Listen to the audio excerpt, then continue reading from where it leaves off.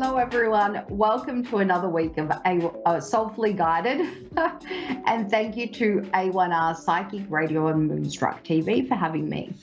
So, not going to speak too fast because there's a lot going on at this time of the year, so I need to slow down and don't want to lose track of time. Last week, we touched on a topic about children and who are gifted or have a sixth sense. I want to take a moment to acknowledge and thank another show host who had a really big, her comment on our show last week really made a positive impact on me and gave me the confidence to decide we're going to run a series on a series dedicated to our children. And that series will be all about their spiritual gifts and how to manage it. And next week, I'll have more information on what the series will actually specifically go into, and we'll sort of improvise as we go because there's such an important topic. Now, the show host I'm talking about is Vanessa Larkin. So if you've got a chance, please watch her show and thank her for this great series. With your comment, you inspired me to take this a little bit further, and it does need to be investigated. So excuse my notes. I don't want to get lost track of time. Last week I was so tired, and so we're going to do another take on last week's show and last week's content without being so tight.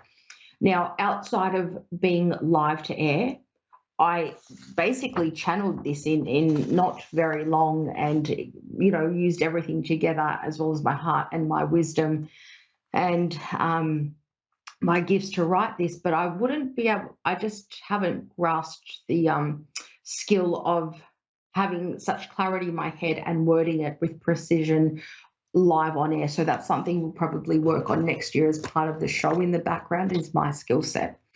But moving on. So the topic is children connected with a sixth sense gift set.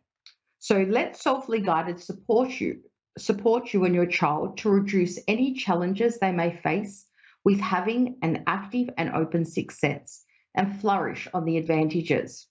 Learn how to child-friendly protect themselves and self-care. And it will be an informative series for parents dedicated. Well, it will be an informative series for anyone, but we'll really reach out to parents dedicated to children and anyone who doesn't know how to support their child or children in this way. Throughout the whole series, we welcome discussions from anyone in our Soulfully Guided business page, which is facebook.com/ whichever it is, Soulfully Guided Carmel-Anne. And we also have a business, a Facebook group called Soulfully Guided, which we'll open the discussions for.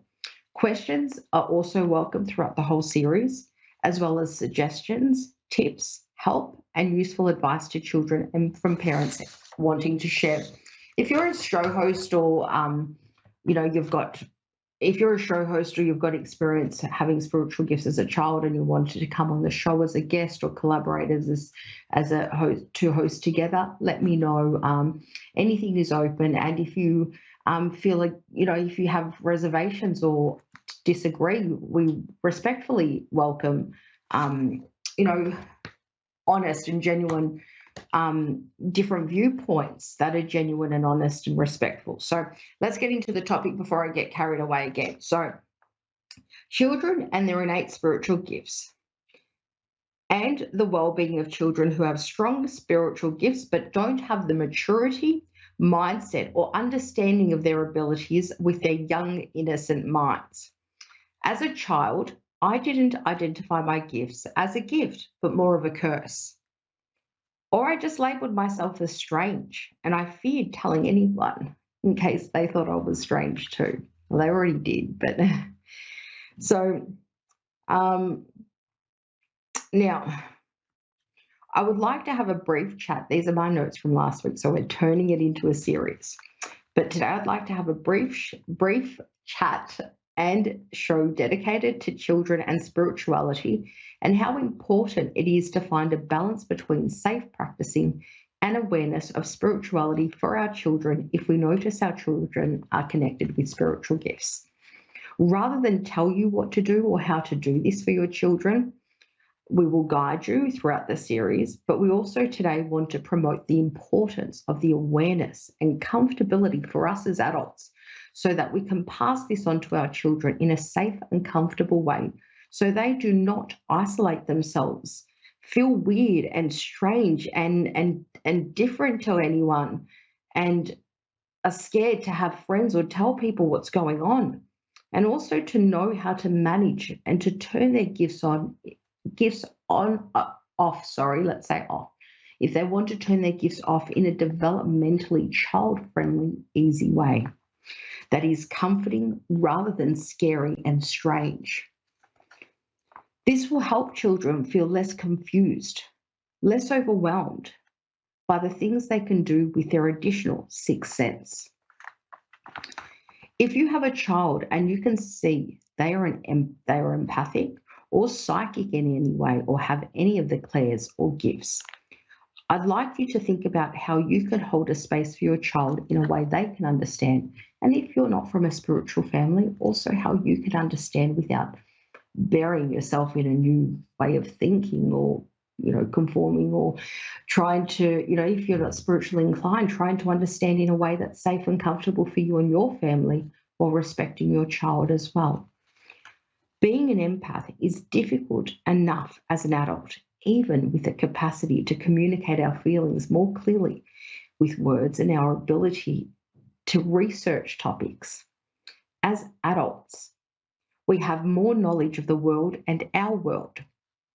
We have more advanced emotions and coping strategies, but in today's show, I just want to take a moment to acknowledge our children and be there for them so they too can be seen, heard, and educated. As a child, I hid my gifts. I didn't tell my parents, and a gift is the last thing I'd call it. As I mentioned, it was a curse to me rather than a blessing. And that mindset only changed in my 30s. For almost 30 years of my life, I hid a significant part of me and I thought I was weird and strange and what would people think if they could see what was going on underneath? But it was really something that actually in the end saved me. It is important to respect our children's feelings, but it is our responsibility as adults to protect them and allow them to develop their own beliefs, feelings, and opinions. I'm not going to use this show to tell you what to do with your child or children. We will guide you as we go along.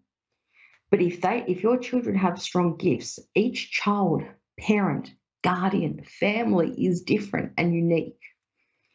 Instead of telling you everything to do in a step-by-step guide, I'd like to draw your attention to this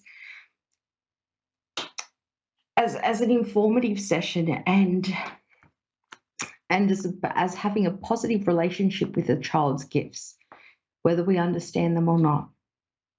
And rather than a debilitating one that affects them from socializing and living their childhood to the full potential and capacity, from branding themselves strange and scared and afraid to talk and tell people what's going on, and taking their capacity to connect, make friends and laugh. Not being able to be yourself if they are like me. This affected the development of my confidence, my personality, and my social life, and my learning. I knew something was different, but I couldn't explain it, and I didn't know how to voice it. I didn't have the words or the language or the understanding.